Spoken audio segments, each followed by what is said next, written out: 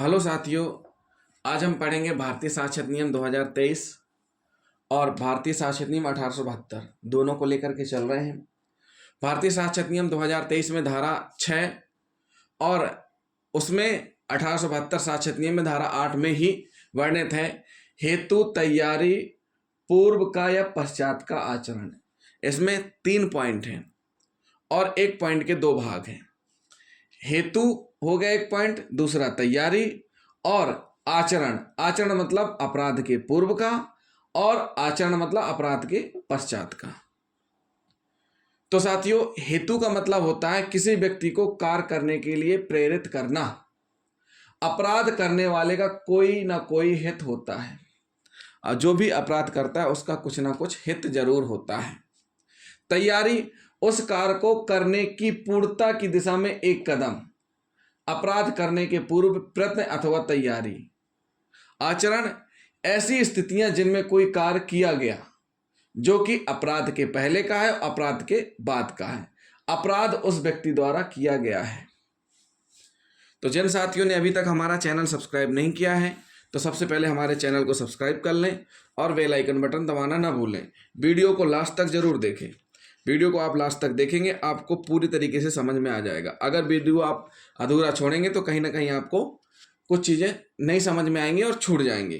तो साथियों, हम पढ़ लेते हैं इस संबंध में हेतु तैयारी और पूर्व के पश्चात में डिटेल में हम आपको बताने जा रहे हैं।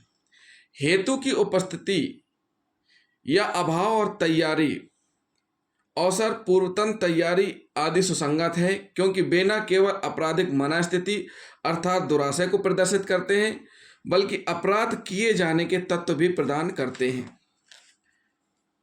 तो साथियों, ऐसी शक्ति है हेतु।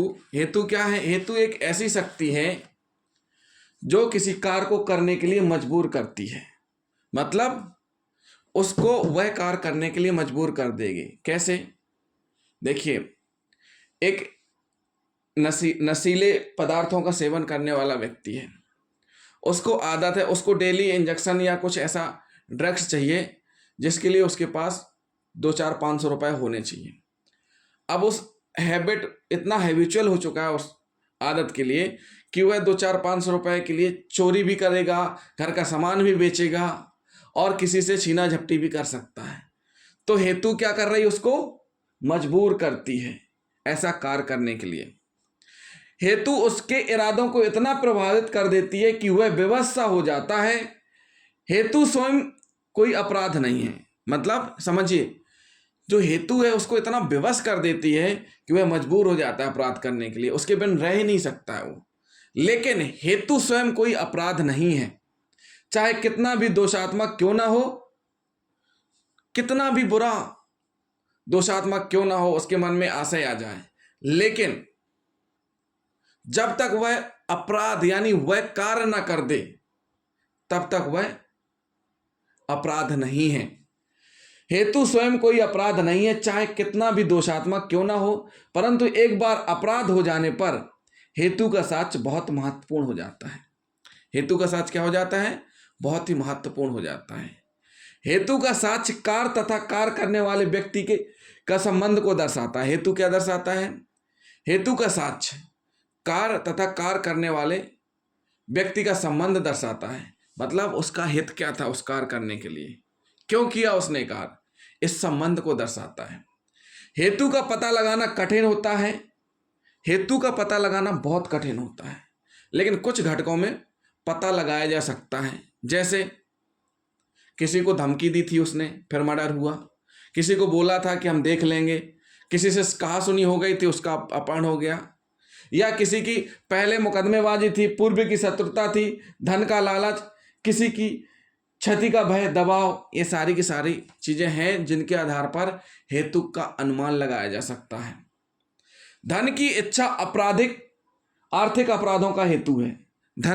जो धन की इच्छा के लिए अपराध करते हैं, जैसे लूट, चोरी, डकैती, आपराधिक न्यासभंग, भ्रष्टाचार, ये क्या है? धन की इच्छा। धन की इच्छा के लिए जो अपराध किए जाते हैं वो आर्थिक अपराध कहलाते हैं। हत्या के लिए क्या हेतु कहते हैं? क्रोध, शत्रुता, लोभ, बदला, वासना, ये होते हैं हेतु। तो साथियों हमने आपको बताया हेतु। अब हम बताएंगे तैयारी। देखिए हेतु हो गया, उसका हित कुछ ना कुछ है। अब उसने सोच लिया कि ये करना है। अब करने के लिए क्या चाहिए उसको? उस अपराध की तैयारी। किसी अपराध के किए जाने के पूर्व उसके लिए आवश्यक सामान जुटाना, उपाय ढूंढना, उनकी व्यवस्था करना तथा उसको करने का ढंग निश्चित करना, योजना बनाना, ये सब की सब क्या है? तैयारी में आ जाते हैं। साथियों जिस प्रकार हेतु अपने आप में अपराध नहीं है, उसी प्रकार तैयारी करना भी अपने आप में अपराध नहीं है, बशर्ते कुछ सामानों को छोड़ करके, कुछ सामानों को छोड़कर जिन्हें खरीदना अपने पास रखना बिना लाइसेंस के निषिद्ध है, को अपने पास रखना तथा अपराध के लिए तैयारी करना अपराध नहीं है। मतलब ऐसे सामान को छोड़ करके, जैसे चाकू नहीं रख सकते आप, अवैध रूप से गन नहीं रख सकते, बम या जो भी ऐसे पदार्थ हैं विस्फोटक जिनके लिए लाइसेंस जरूरी है उन्हें नहीं रख सकते। लेकिन अगर आप माचिस रख रहे तो उससे थोड़ी ना कोई अपराध हो रहा है। लेकिन अगर आपने उसका उपयोग कर दिया, माचिस की तीली से क्या कर दिया आपने? जला दिया, तो वहां क्या हो गया? अपराध हो गया। अगर मान के चलिए आपने फिनाइल ले लिया और उसका उपयोग किसी को मारने के लिए कर दिया, तो वहां अपराध हो गया। अगर मान लीजिए आपने कोई विषैला पदार्थ खरीदा छिड़कने के लिए, उसका सेवन किसी को करा दिया, तो अपराध हो गया। और साथियों कभी कभी एक चीज ये भी होती है, वसीयत पर हमेशा प्रश्न उठते रहते हैं, वसीयत पर हस्ताक्षर असली है या कूटरचित है। दृष्टांत कहता है कि तथ्य की बहुत दिन पहले से वह व्यक्ति वसीयतों के बारे में तथा संपत्ति के बारे में पूछताछ करता रहा जो वसीयत में सम्मिलित थी। उसने कई अन्य वसीयतें भी तैयार कराई थी जो उसे पसंद नहीं आई थी। यह सब वसीयत की तैयारी का साक्ष्य देने के लिए सुसंगत है। मतलब सीधी सी बात है, कुछ चीजें ऐसी हैं जिनको आप लेके रख सकते हो, अपराध नहीं है, लेकिन अगर आप उनका उपयोग अपराध में कर लेते हो तो फिर वह अपराध हो जाता है। एक बार अपराध हो जाने पर तैयारी का साक्ष्य बहुत महत्वपूर्ण हो जाता है। एक बार अपराध हो गया, मान के चलिए अपराध होता है किस प्रकार का? गृह भेदन का, घर में चोरी करने का। मान लीजिए अपराध होता है किस प्रकार का? मारपीट का। अगर गृह भेदन का अपराध होता है तो घर में कहां से घुसे, कुछ उनका सामान छूटा या क्या परिस्थितियां थी। मारपीट का घटनास्थल पर जो प्रदर्श मिलते हैं, घटनास्थल पर जो साक्ष्य मिलते हैं, ये सारी चीजें होती हैं। एक बार अपराध हो जाने पर जो भी साक्ष्य हैं तैयारी वाले बहुत महत्वपूर्ण हो जाते हैं। जैसे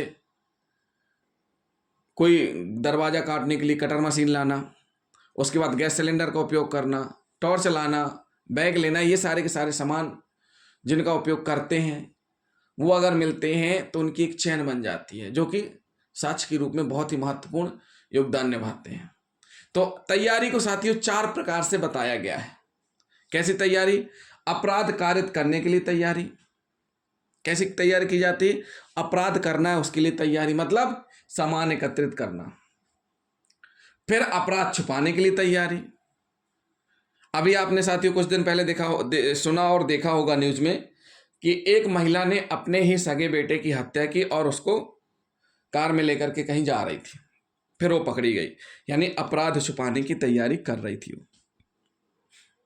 अपराध के पश्चात पुलिस से बचने भागने की तैयारी। अपराध कर लिया है उसके बाद भागने के लिए तैयारी। अपराध के बाद बचने की या संदेह निवारण के लिए तैयारी। कोर्ट में मामला है, आपको कैसे बचना उसकी तैयारी, संदेह निवारण की तैयारी। तो साथियों तैयारी कितने प्रकार की हो गई? 4 प्रकार की। अपराध करने के लिए तैयारी, अपराध कर दिया अपराध छुपाने के लिए तैयारी, साक्ष्य मिटाना और घटनास्थल से साक्ष्य को खुर्द-बुर्द करना, ये सारे छुपाने में आ जाते हैं। अपराध के पश्चात पुलिस से बचने की भागने की तैयारी। वो पहले से प्लान कर लेते हैं कि हमको किस रास्ते कहाँ रहना है, कहाँ भागना है। जो गिरोह के रूप में अपराध करते हैं वो हमेशा इसी प्रकार के चीजें अपनाते हैं। अपराध के बाद बचने की, मतलब अब सजा ना हो, दोष मुक्त होना, उसके लिए क्या करें उसकी तैयारी। तो ये हो गया तैयारी। अब हम पढ़ेंगे आचरण। आचरण क्या होता है? सभी का एक आचरण होता है, फरियादी का भी होता है, पीड़ित का भी होता है और आरोपी का भी आचरण होता है। किसी व्यक्ति का आचरण कार्यों द्वारा निर्मित होता है। जो भी व्यक्ति है उसका आचरण कैसे निर्मित होता है? कार्यों द्वारा निर्मित होता है आचरण। दोषी मन दोषी आचरण पैदा करता है। क्या करता है? दोषी मन दोषी आचरण पैदा करता है। आरोपी का आचरण होता है और पीड़िता का भी आचरण होता है। पीड़िता का आचरण यही होता है कि जब उसके साथ घटना घटित होती है तो वो सारी चीजें बयां करती हैं कि किस प्रकार में, किस स्थिति में घटना हुई थी और घटना करने वाले को उसने देखा था या नहीं देखा था। तो ये सारी की सारी चीजें आचरण में आ जाती हैं। आरोपी का आचरण दो प्रकार से होता है। कैसे? अपराध के पहले और अपराध के बाद। अपराध से पहले अपराधी क्या करता है? तैयारी करता है, आशा की घोषणा, धमकियां देता है कि हम ऐसा कर देंगे, वैसा कर देंगे, फिरौती की मांग करता है, अगर नहीं दिए तो हम क्या करेंगे? किडनैपिंग कर लेंगे। अपराध के बाद क्या होता है आचरण? अपराध करने के बाद मौन हो जाता है, कुछ बोलते ही नहीं है। झूठे कथन करना, साक्ष्य को नष्ट करना, फरार हो जाने का आचरण भी रहता है। साथियों, कुछ मामलों में आपने देखा होगा कि आरोपी स्वयं क्या करते हैं? थाने आ जाते हैं एफआईआर दर्ज कराने कि हमने इसको मार दिया है। तो ऐसी सूचना जब अभियुक्त द्वारा दी जाती है, अभियुक्त ने एफआईआर लिखाई, उसका सूचना देना उसके विरुद्ध साक्ष्य के रूप में, उसके आचरण के रूप में उपरोक्त धारा में ग्राह्य है कोर्ट में। तो साथियों, ये हुआ हेतु, तैयारी और पूर्व का या पश्चात का आचरण। तो साथियों, जिन साथियों ने अभी तक हमारा चैनल सब्सक्राइब नहीं किया है तो हमारे चैनल को सब्सक्राइब जरूर कर लें और वीडियो को लाइक शेयर करना ना भूलें। हम आपको अगले सेक्शन में बताएंगे कि सुसंगत तथ्यों के स्पष्टीकरण या पुनर्स्थापना के लिए आवश्यक तथ्य क्या हैं।